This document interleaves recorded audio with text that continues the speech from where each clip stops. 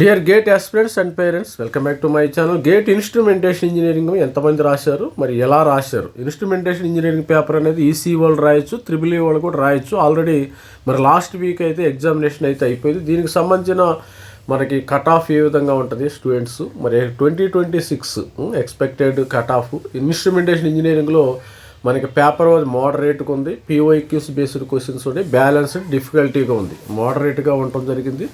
Core topics slightly టఫ్గా ఉండే కొన్ని కోర్ ఇన్స్ట్రుమెంటేషన్లో మరి మెజర్మెంట్స్ కానీ అవి చాలా ఈజీగా ఉంటుంది. ఇన్స్ట్రుమెంటేషన్ నేను ఐడిడ్ 2020లో నేను ఇన్స్ట్రుమెంటేషన్ ఎగ్జామినేషన్ రాశాను. I did my MTech from IISc Bengaluru. మీ అందరికీ చాలామంది కూడా మరి మన ఛానల్ సబ్స్క్రైబ్ చేసుకున్న వాళ్ళందరికీ తెలుసు కదా. I did my MTech from IISc Bengaluru 2022లో కంప్లీట్ అయిపోయింది.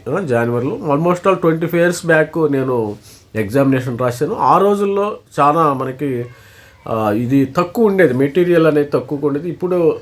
ఇప్పుడైతే మెటీరియల్ ప్లెంటీ ఆఫ్ మెటీరియల్ ఉంది available online resource. Expected cut off చూసుకుంటే మనకి 25 to 30 ఉంటుందమ్మా. ఇక మార్క్స్ 25, 27 మార్క్స్ రావచ్చు. టాపర్ మార్క్స్ వచ్చి 75 to 80. లాస్ట్ ఇయర్ అయితే 65 మార్క్స్కే మరి ఇన్స్ట్రుమెంటేషన్ అయిపోయింది. 65 మార్క్స్కి అయిపోయింది. మనం ఓవరాల్గా పేపర్ చూస్తే మనకి almost all instrumentation paper is because many core common subject in electrical and electronics branches అనమాట. మనం instrumentation is nothing but ECE ఎలక్ట్రికల్ని మిక్సీలు వేసి తిప్పితే బయటకు వస్తుంది ఇన్స్ట్రుమెంటేషన్. అంతమంటే ఏం లేదు. మెజర్మెంట్స్ కొద్దిగా ఎక్స్ట్రా ఉంటాయి. ప్రాసెస్ కంట్రోల్ ఇన్స్ట్రుమెంటేషన్ కొద్దిగా ఎక్స్ట్రా ఉంటాయి. నెట్వర్క్ థియరీ అనేది కొద్దిగా ఉంటుంది. ఇది ఈసీఈ వాళ్ళకి ఎక్కువ ఉంటుంది. ఈ సబ్జెక్ట్ ఈసీఈ వాళ్ళకి సిగ్నల్స్ అండ్ సిస్టమ్స్ కూడా మంచిది. దీని కూడా ఈసీఈ వాళ్ళకి ఎక్కువ ఉంటుంది. కంట్రోల్ సిస్టమ్స్ బాగా ఉంటాయి. ఇన్స్ట్రుమెంటేషన్ స్టూడెంట్స్కి కంట్రోల్ సిస్టమ్స్ బై ఓగడతా మరి నాగర్త గోపాల్ అనలాగ్ ఎలక్ట్రానిక్స్ కూడా బాగుంటుంది. ఇన్స్ట్రుమెంటేషన్ అంటేనే ఇలాగ ఎలక్ట్రానిక్ సిస్టమ్తో బిల్డ్ చేస్తాం. మ్యాథమెటిక్స్ యాప్టిట్యూడ్లో కూడా ఈ క్వశ్చన్స్ మనకి ఆర్ఎస్ అగర్వాల్ కానీ వెర్బల్ రీజనింగ్ కానీ అవి కూడా రావటం జరుగుతుంది. చూసే ఇప్పుడు ఇన్స్ట్రుమెంటేషన్లో మనకి కట్ ఆఫ్ విషయం చూస్తే మనకి బేసిక్గా చూస్తే స్టూడెంట్కి 25 to 30 మార్క్స్ రావాలమ్మా. ఇక్కడ expected minimum marks 25-35 you will be placed in మంచి కాలేజీల్లో సీట్స్ కూడా వస్తాయి. క్వాలిఫై అయితే చాలు. You will be get in NIT. మంచి ఎన్ఐటీలో సీట్స్ రావు చెప్పలేము. మనము గేట్ అనేది చాలా చాలా లక్కీగా ఉంటుంది. ఒక తక్కువ మార్క్స్ 20 మార్కులు 25 మార్కులకు కూడా మరి ఐఐటి జమ్మూ కూడా వచ్చినాయి. కొంతమంది వీడియో కాల్ చేశాను. మోస్ట్ రిలాస్టిక్ ఎస్టిమేట్ మరి 25 to 30 marks. Topper expected 75 to 80 marks. అంటే లాస్ట్ ఇయర్ మనకు వచ్చింది దీనిలో ఒక 65 మార్కులే వచ్చినాయి. ఆన్లైన్లో చూసినప్పుడు ఆల్ ఓవర్ ఇండియా మరి historical instrumentation cut off rarely crosses 30. అంటే ఇంతకుముందు 2025 చూసుకున్నా, 24 చూసుకున్నా, 23 చూసుకున్నా ఎక్కువ రాలేదు. Even paper seems to be easy outside the overall. అంటే ఓవరాల్గా పిల్లలు ఏ విధంగా రాస్తున్నారు, స్టూడెంట్స్ ఏ విధంగా రాస్తున్నారు అది ఇంపార్టెంట్. అంతకు మించి ఏమీ లేదు. అందరూ బాగా రాస్తే మనము బాగా రాలి. అందరూ బాగా రాయినప్పుడు 100 మార్కులకు పెడతారు. 50 మార్కులే వచ్చినాయి. 50 ఇక ఆల్ ఓవర్ ఇండియా టాపర్కి 50 మార్క్స్ వచ్చే అవకాశం ఉంది. మరి లాస్ట్ ఇయర్ కట్ ఆఫ్ చూస్తే మనకి ఇన్స్ట్రుమెంటేషన్కి ఎంత కట్ ఆఫ్ ఉందామో, ఇక్కడ జనరల్కి ఎంత కట్ ఆఫ్ ఉంది 25.6 మార్కులకు. సేమ్ ఓబీసీ ఎన్సీఎల్ 23 మార్కులకు ఉంది.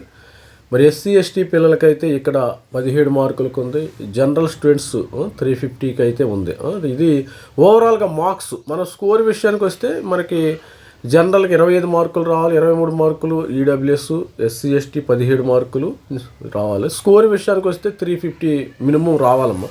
ఇక తక్కువ వచ్చినా నో ప్రాబ్లం. ఒక్కొక్కసారి ఏంటంటే మనకి సీట్లు కావాలంటే వాళ్ళకి కూడా తక్కువ వచ్చినా no problem. OBC EWS 308, SC ST మరి 210 స్కోర్ ఇది.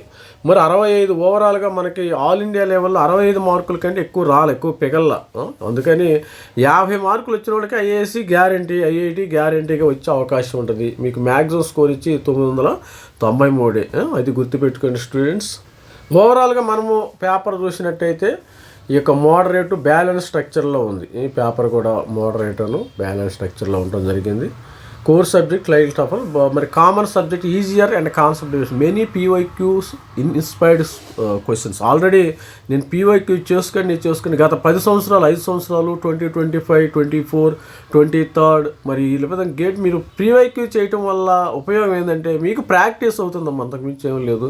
ప్రాక్టీస్ అవుతుంది, ఈజీగా మరి ఎగ్జామినేషన్ అటెంప్ట్ చేయగలుగుతారు. Student who revised class notes and previous questions could attempt the large portion of the paper confidently. మరి ఎవరైతే క్లాస్ నోట్స్ మీ నోట్స్ చూసుకుని మరి అదేవిధంగా నోట్స్లో ఉంటాయి కదా ఫార్ములా బేస్డ్, ఆ క్వశ్చన్ ఈజీగా వస్తుంది, ఇబ్బంది ఏమీ లేదు. మరి ఇన్స్ట్రుమెంట్ని ఆల్రెడీ కూడా కట్ ఆఫ్ చూపించాను కదా. ఇది జనరల్గా ఓవరాల్గా లాస్ట్ ఇయర్ మనకి 32-30 మార్కులకు వస్తాయి. తర్వాత 29, 31, 20, 23 మార్కులు SC STకి వచ్చే అవకాశం ఉంటుంది. నో ప్రాబ్లం అమ్మ. ప్రతి ఒక్కరు కూడా గేట్లో కంపల్సరీగా IIT NIT కంపల్సరీగా వస్తుంది. మీరు క్వాలిఫై అయ్యి చూడండి, మరి నన్ను అప్రోచ్ అవ్వండి. ఈ విల్ గెట్ డెఫినెట్గా మీకు సీటు వచ్చే అవకాశం ఉంది. అక్కడ మీరు మంచి ప్లేస్మెంట్స్ కూడా పొందుతారు. ఎస్పెషల్లీ లోకల్ ఇంజనీరింగ్ కాలేజీలో చదువుతున్న వాళ్ళకి బీటెక్ అనేది, మనకి ఎంటెక్ అనేది గేట్ అనేది పెద్ద వరం లాంటిది, అది గుర్తుపెట్టుకోండి. లోకల్ అదేవిధంగా సపోజ్ IIT NITలు వరంగల్లో బీటెక్ చేసిన వాళ్ళకి నో ప్రాబ్లం. బీటెక్ ఎవరైతే లోకల్ ఎంసెట్ కాలేజీ తెలంగాణ కానీ ఆంధ్రప్రదేశ్ కానీ చదువుతారో వాళ్ళకి గేట్ అనేది మరి వరం లాంటిదని నేను చెప్తాను. ఎందుకంటే నేను కూడా లోకల్ ఎంసెట్ కాలేజీ నుంచి చదివాను, ఆంధ్రప్రదేశ్లో నుంచి ఎంసెట్ కాలేజీ నుంచి చదివాను ఆ రోజుల్లో. మరి GATE I did my MTech from IISc బెంగళూరులో చదవటం వల్లే నాకు ఒక అవేర్నెస్ వచ్చింది, ఒక ఎక్స్పోజర్ వచ్చింది, ఇంటర్నేషనల్ ట్రావెల్ ఎక్స్పోజర్ వచ్చింది. నేను US మరి UK మరి కెనడా అలాంటి వాటికి కూడా ట్రావెల్ చేస్తూ ఉంటారు. ఇప్పుడు కూడా మనం ట్రావెల్ చేస్తే మనకు ఒక ఎక్స్పోజర్ వచ్చింది, ఒక మంచి కంపెనీల్లో ప్లేస్ అయ్యే అవకాశం ఉంటుంది ప్రతి ఒక్క స్టూడెంట్కి. ఇక సబ్జెక్ట్ వైజ్ అనాలిసిస్ చూద్దామమ్మా. సబ్జెక్ట్ వైజ్ అనాలిసిస్ చూసినప్పుడు స్టూడెంట్కి instrumentation core subjects sensors, measurements, opticals ఉంటాయి. ఇక్కడ these subjects 20 marks paper, difficulty rated as a moderate. Questions in this section for network theory, analogue electronics, strain gauges చాలా ఈజీగా ఉంటుంది. Instrumentation అంటే చాలా ఈజీ సబ్జెక్టు. తర్వాత మరి స్ట్రెయిన్ గేజెస్ ఉంటుంది, మరి wheatstone bridge, record basic network analysis using the voltage given rule. ఇవి చాలా ఈజీగా ఉంటాయి, అసలు ఆడుకోవచ్చు వీటితో. మరి communication systems and analog electronic, ఇది కమ్యూనికేషన్ కొద్దిగా తక్కువగా ఉంటుంది, ECE వాళ్ళకి కొంచెం ఎక్కువగా ఉంటుంది. మరి ఇన్స్ట్రుమెంటేషన్ స్టూడెంట్స్కి 2 communication systems were directly linked PYQs, electronics branch ECE branch. Analog electronics questions were generally simple directly from the class notes. The upcoming EEE ECE exams through the revision of PYQ is highly recommended due to the strong correlation with papers. ఎందుకంటే instrumentation ECE EEE అనేది అన్నదమ్ములు లాంటిది అనమాట.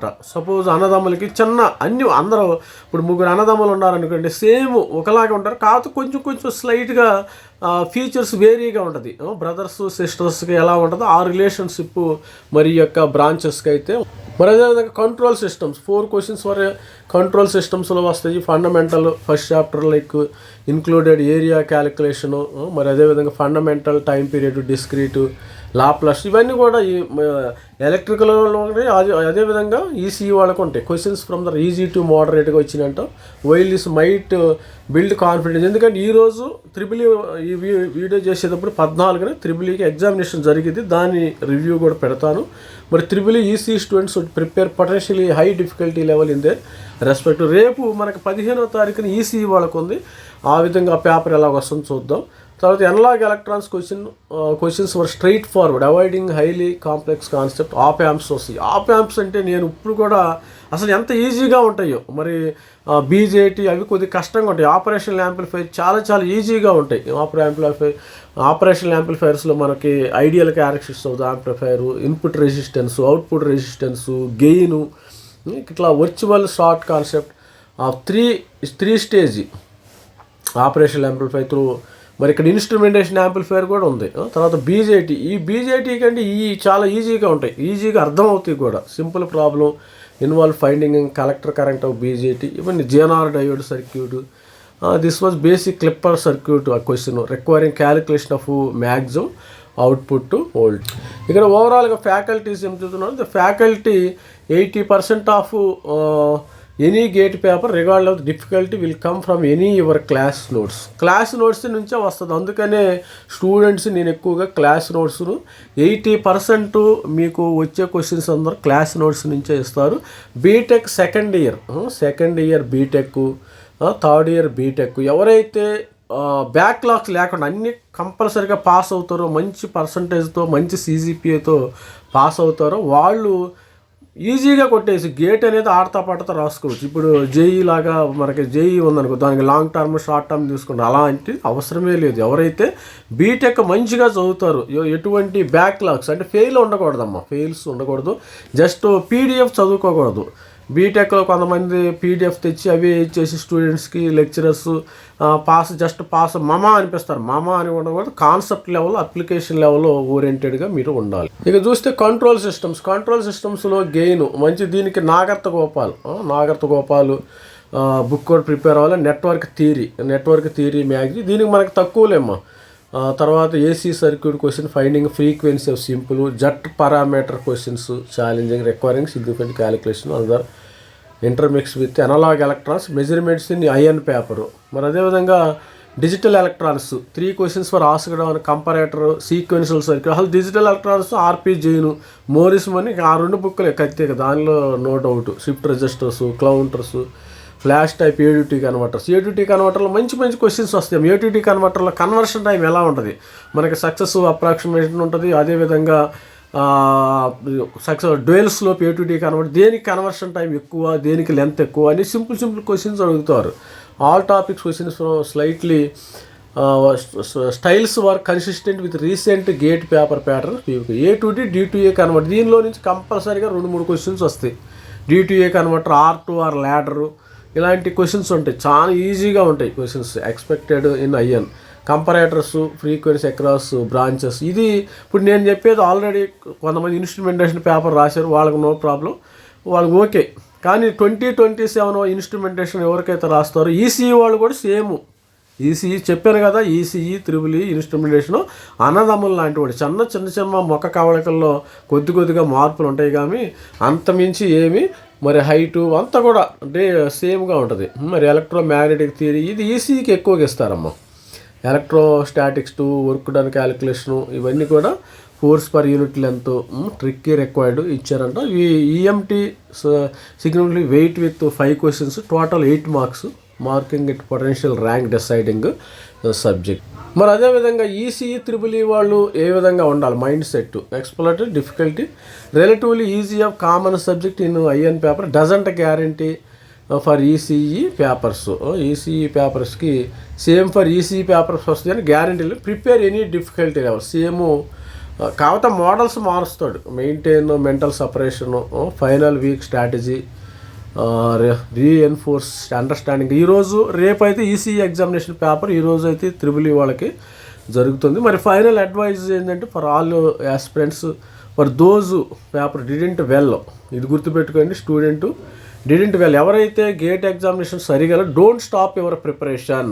The GATE preparation is extremely valuable. Upcoming PSUలో examination కూడా పనికి వస్తుంది. మనకి ECIL కానీ మంచి కంపెనీస్లో కూడా ఈ ప్రిపరేషన్ చాలా ఉపయోగం అమ్మ. వేరే ప్రిపరేషన్ అయితే దానివల్ల యూజ్ లేదు. సపోజ్ మీరు ఏదైనా ప్రిపేర్ అవుతున్నారంటే దానివల్ల యూజ్ లేదు. గేట్కి కానీ ప్రిపేర్ అయితే ఆల్రెడీ DRDO వాళ్ళు కూడా, మరి ECIL, మరి భారత్ ఎలక్ట్రానిక్స్ లిమిటెడ్, బెంగళూరు, హైదరాబాద్ క్యాంపస్లు ఇవన్నీ రిక్రూట్మెంట్ జరుగుతాయి. వాళ్ళు కొన్ని గేట్ ద్వారా తీసుకుంటారు, డైరెక్ట్ కొన్ని ఎగ్జామినేషన్ పెడతాం వాళ్ళు కూడా తీసుకుంటారు. దానివల్ల మీకు ప్రిపరేషన్ ఎటువంటి పరిస్థితుల్లో మీకు వేస్ట్ అవ్వదు. అది స్టూడెంట్స్, మరి ఆల్ ది బెస్ట్. మరి స్టూడెంట్స్ అయిన వాళ్ళు, మరి గేట్ 2026 ఆస్పిరెంట్స్ అయిన వాళ్ళు మాకు మరి సంప్రదిస్తే మనల్ని మెంటర్షిప్ ఇవ్వటం అయితే జరుగుతుంది. మినిమం క్వాలిఫై అయిన మీకు సీటు వచ్చేది. మరి నేను ట్రై చేస్తాను, అంటే గ్యారంటీ మీరు గ్యారంటీ ఇస్తారంటే చాలా ట్రై చేస్తాను. నేను చెప్తాను ముందే. మన దగ్గర కట్ ఆఫ్స్ ఉన్నాయి, IIT కట్ ఆఫ్స్ ఉన్నాయి. ఆల్రెడీ లాస్ట్ ఇయర్ వచ్చిన NIT కట్ ఆఫ్స్ కూడా మొత్తం డేటా అయితే నా దగ్గర ఉంది. ఆ డేటా ప్రకారం మీకు ఎక్కడొచ్చింది నేను ట్రై చేసి చెప్తాను. ఇండియా లెవెల్లో ఎప్పుడైనా గేట్ ఎగ్జామినేషన్ NITలో మీరు MTech చేయాలి, IITలో MTech చేయాలి. అప్పుడే మీకు మంచి భవిష్యత్తు ఉంటుంది, మంచి ప్లేస్మెంట్స్ వచ్చే అవకాశం. అదే నార్మల్ యూనివర్సిటీలో చేస్తే అది నో గ్యారంటీ అమ్మ. అది వాడు సక్సెస్ అవ్వచ్చు, ఫెయిల్యూర్ అంటే స్టూడెంట్ని బట్టి ఆధారపడి ఉంటుంది. All the best student. This is me Ravikumar signing from Dhavari academy. Did MTech from IISc bank. Thank you.